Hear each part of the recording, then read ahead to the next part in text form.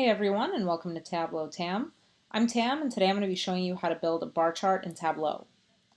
For today's exercise, I'm connected to a data source called Significant Volcano Eruptions. This is a data set I downloaded from the Tableau website. It's free to download, so I'll link it below in case anyone wants to check it out.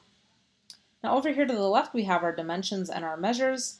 Dimensions and measures are columns from our data set divided into two categories.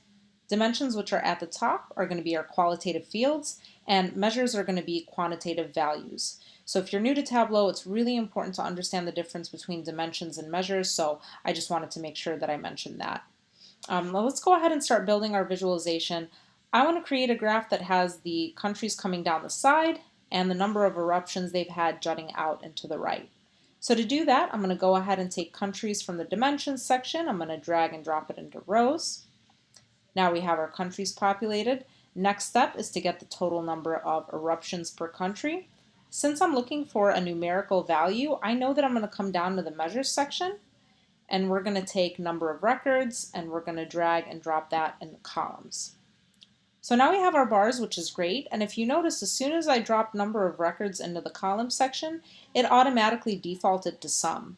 Tableau will always default to summing numerical fields, but you can always change that by clicking this drop-down arrow, going down to measure, and you can pick from average, median, count, whatever really suits your needs. For this example, I really just want to see the total number of eruptions per country, so sum is going to be just fine.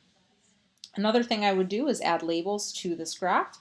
So we're going to come back down to number of records, and we're going to drag, don't right click, we're just going to drag and drop that into labels. So now we have a label at the end of each one of our bars. Another thing you could do is sort this. If you go up to the top, you can pick ascending or descending. I'm going to pick descending, so that's going to bring Indonesia all the way to the top. Looks like they've had 152 significant eruptions. And at the bottom, we have Antarctica with 1. Now another thing you can do is just add a title to your graph. So I'm going to call this Volcanic Eruptions by Country. And that is how you create a bar chart in Tableau.